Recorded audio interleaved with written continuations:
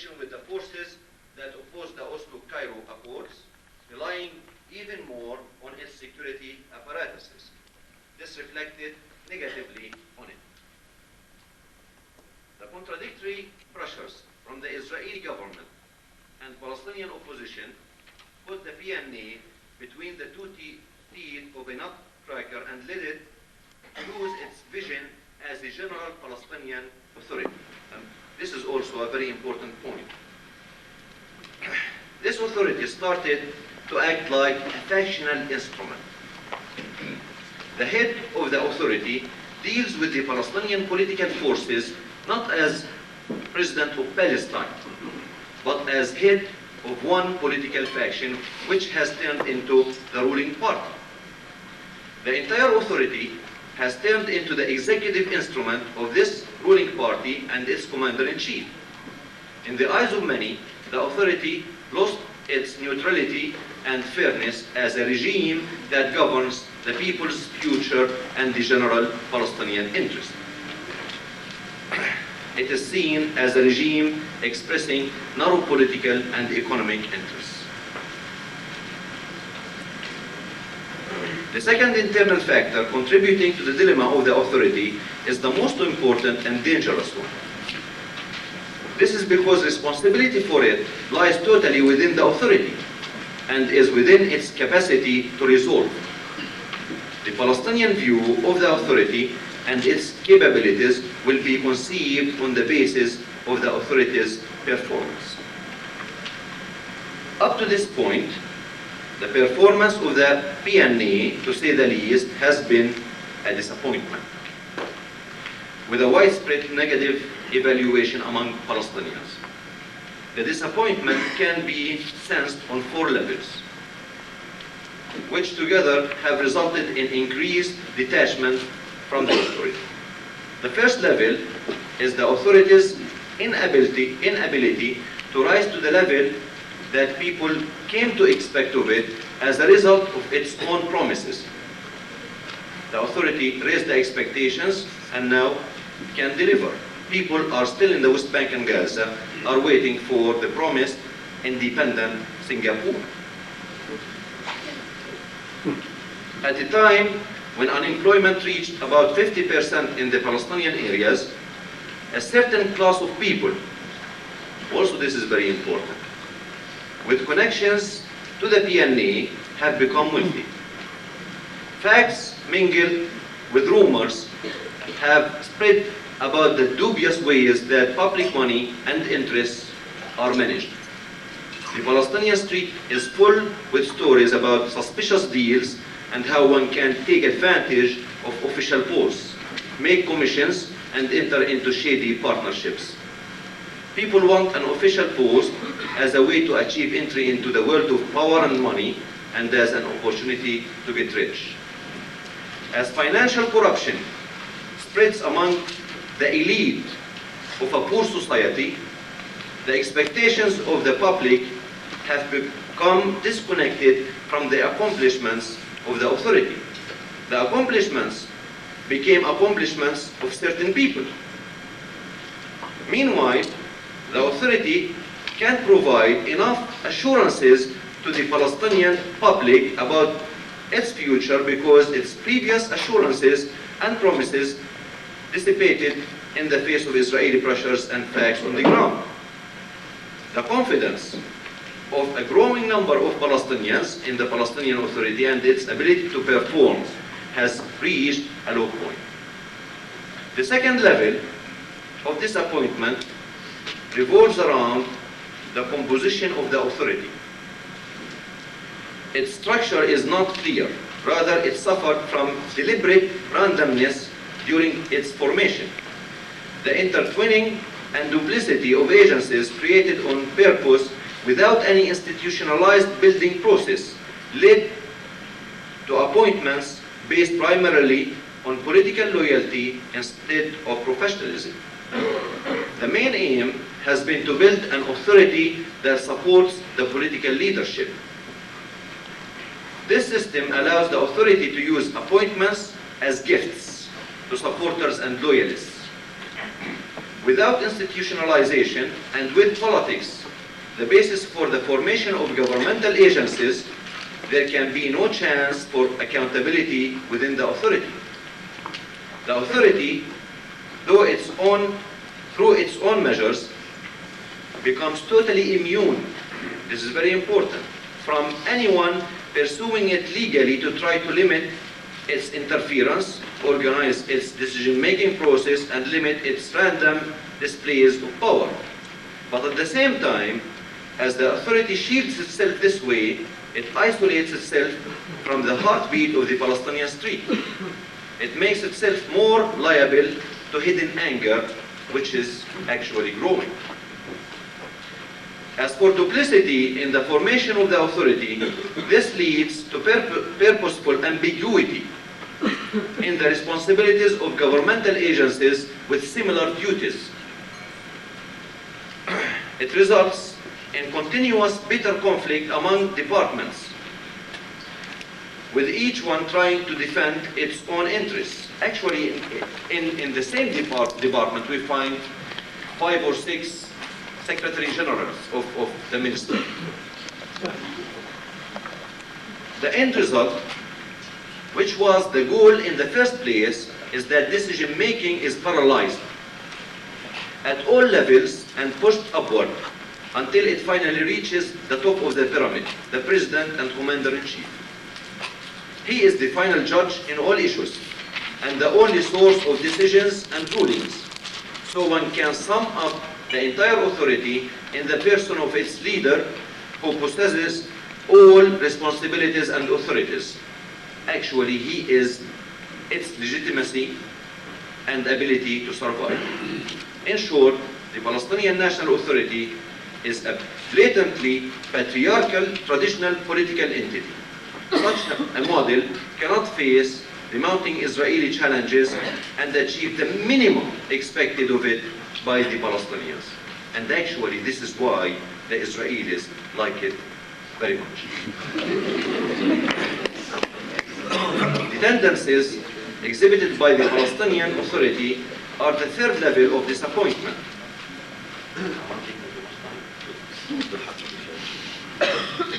During the Palestinian nation's long struggle, one could sense democratic tendencies and longing for freedom and independence. The Palestinian Authority has not until now fulfilled these expectations of the Palestinians. Its behavior doesn't point to a democratic future.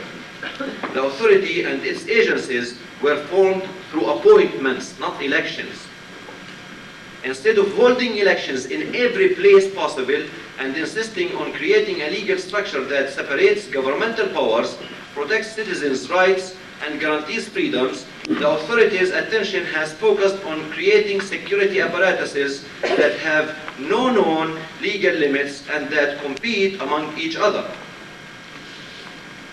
The overt actions of the authority, which doesn't have many resources and achievements to begin with, focused on spreading security control by expanding the use of arrests, closing newspapers, and closing the small margin of freedoms with covert fear. The most recent action of the authority was to create the State Security Court, which can impose punishments using British mandate regulations dating back to 1945. Finally, the fourth level of disappointment is the PNA's inability or ineffectiveness in facing Israeli measures. While the Israeli government doesn't respect the Declaration of Principles, has stopped implementing the Declaration of Principles stipulations, imposes arbitrary measures on the Palestinians, systematically creates facts on the ground, prejudicing the outcome of the peace process, the Palestinian Authority stands in front of its people unable to face Israel. Some authority officials still risk issuing threats dealing with the fate of the peace process once in a while, but the Palestinian Authority has never dared push these threats to the point of stopping the futile negotiations on details in Cairo. The authority stands in front of the Palestinians totally unable to control even partially, the direction of this process, which the Palestinians are burdened with more every day. Of course, such a counter-performance in the dealings with Israel results in no acclaim on the part of the Palestinians. Now, an authority which cannot seem to show its people anything but shortcomings in maintaining their national rights, rights for which they fought for a long time, which is incapable of doing things that could make the Palestinians feel a positive change, which fails to impose the rule of law, guarantee respect of private and public rights, and which concentrates on security measures against its people because they continue to resist Israeli occupation. This is an authority that cannot win much respect and appreciation of its people. At most, it can impose its presence on the nation by using more power or because there is no alternative in a nation passing through a serious stage of regression. Thank you.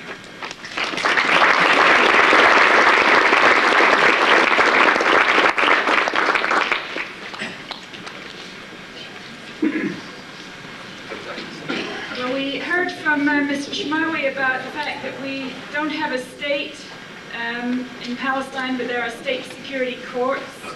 Now we heard from Dr. Jarbawi that there is a state of general depression. I guess all this is connected in some way, and so it's evidently time to bring on the mental health experts. We're very lucky to have Dr. Iyad Sarraj here this morning. He's the director of the Gaza Community Mental Health Program. He won his MB and his Bachelor of Surgery from the Faculty of Medicine in Alexandria, Egypt, and a diploma in psychological medicine from London University. He's been a pillar of the mental health community in Gaza, including 7 years as director of mental health services in the Strip from 1981 to 1988. He's published many research reports, including on topics to do with children of the Intifada, house demolition and mental health, peace and state of mind. And amongst his many other distinguished positions, Dr. Sarraj is a board member of the Arab Studies Society in Jerusalem. He's a former member of the Palestine National Council. He's a board member of the Women's Affairs Center in Gaza, and also of the Palestinian Independent Commission for Citizens' Rights. So I'm very happy that he's with us this morning.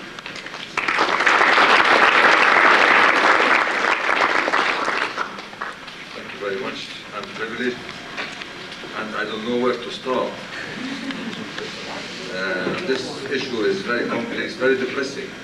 But I would like to start with a positive note by saying that the mere presence of this and the mere convention of this opportunity and others gives me the hope that the Palestinians will never accept such a fate or failure. And we have continuously to pursue our struggle for liberation and freedom and democracy. And we have to do it ourselves. Now, I think that Gaza can be described in so many ways. It's one of the oldest places on earth. It's one of the most crowded places in the world. The hotbed of the Intifada. And now, it can be described by one phrase: so much movement, no progress. In Gaza now, you see so many delegations coming and going from the World Bank, from the United Nations, from the European Community, from NGOs, politicians, ministers, everybody in Gaza. But no change. In fact, many of the services have worsened. Now, I think that we are dealing with a very insecure Palestinian Authority, and one has to be careful when he deals with insecure people. There is definitely a change in the people's mind from romance to ridicule when it comes to Yasser Arafat. Yasser Arafat was a hero that was romanticized by the Palestinians for a long time as a symbol, as a father, as a leader, and as a lover.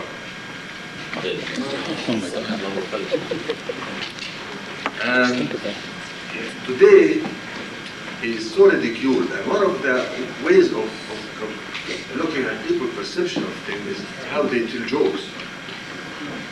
And there are so widespread jokes now about Yasser Arafat and the authorities that are, by the way, told from the Egyptian folklore.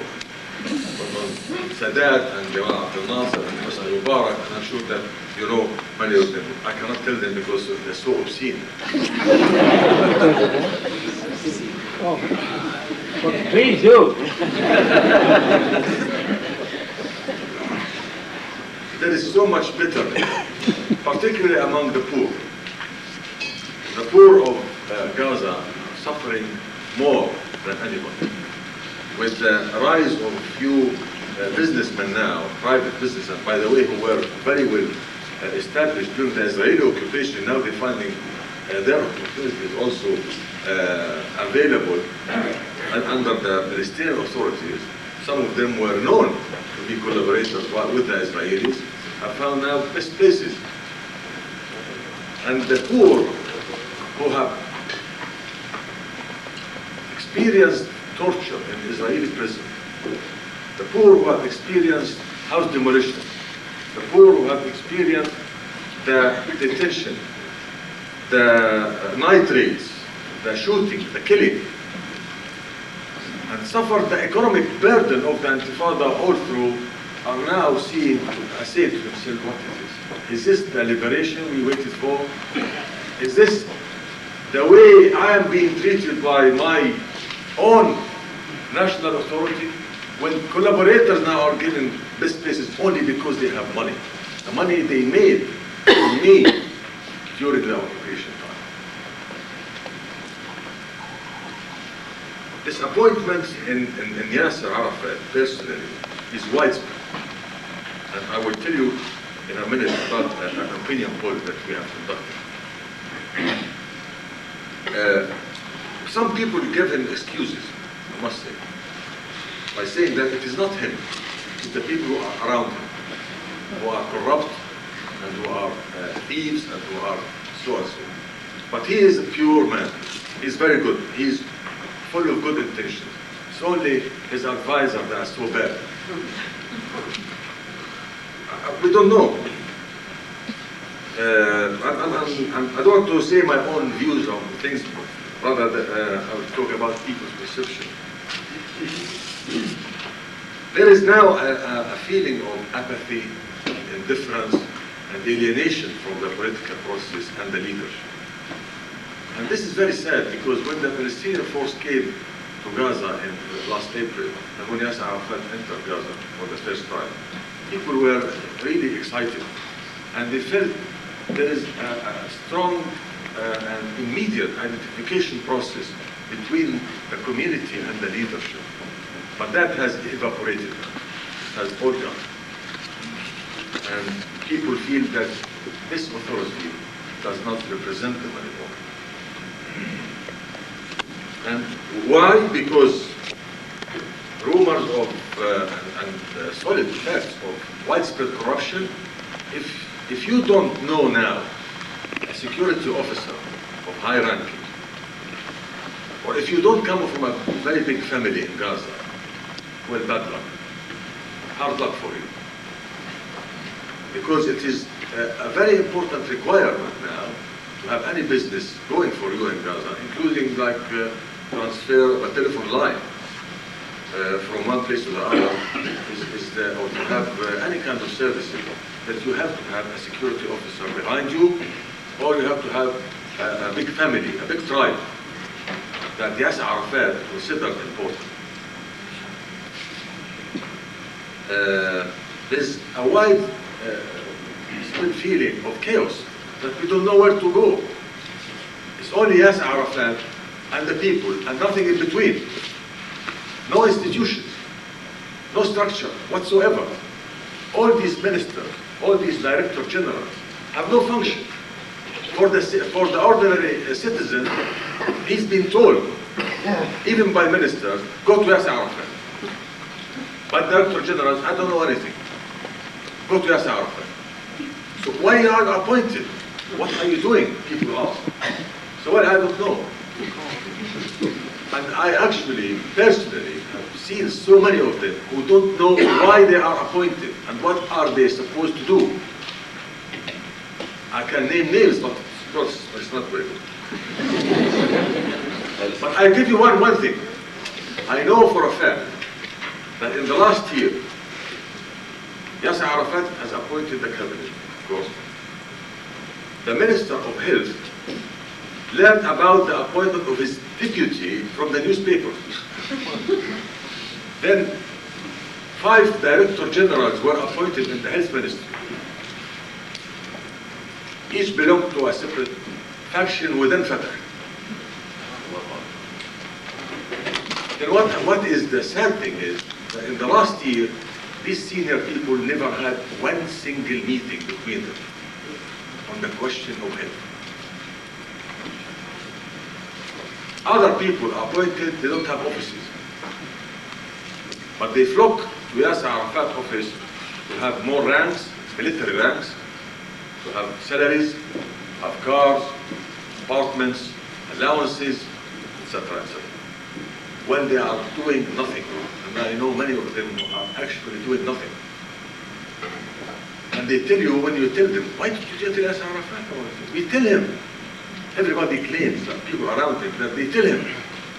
I'm sure that nobody is actually telling him, because if all of them are telling him, why is he doing this?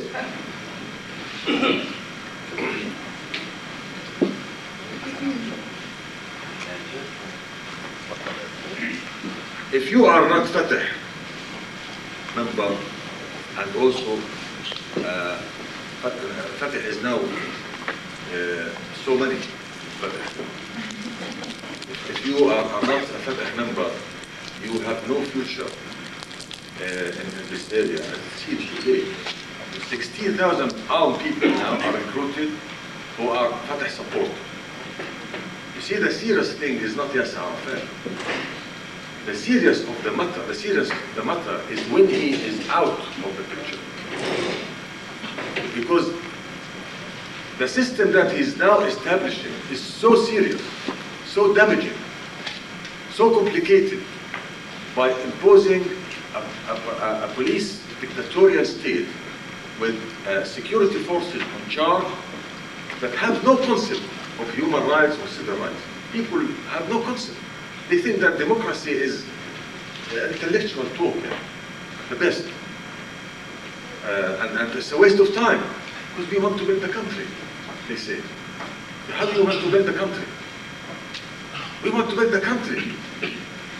We don't talk about democracy and election, all this. This is all a waste of time. We want to build the country, they keep telling you. Right? How you want to build the country? So we have to plan things. How can you plan things? You want to build the country single-handed? I asked one of the ministers once. He said, no, of course not. I said, do you want people to help you in this? He said, yes. I said, do you want slaves or you want partners? He said, of course partners. I said, this is democracy. If you want partners to participate with you in the building of the country, this is democracy. Why you are so much against the concept of democracy and civil rights and human rights? We want the rule of law. We are not against the rule of law. In fact, we want the rule of law, but we want fairness and equality before the law. We want to feel that people have rights and they are dignified after so many years of brutality and oppression and humiliation at the hands of the Israelis. This is what people are longing for. Dignity, pride. And in fact, and sadly, Yasser Arafat and the Palestinian Authority has given only shame to the Palestinians. Now I'll turn to an opinion poll just to give you what, some indication of how the people think. Only in February we conducted this for the purpose of this conference. We asked around 400 people, random samples throughout Gaza, How do you think of different issues like political process, the ministerial authority, conduct, and political leadership, and elections, and all this?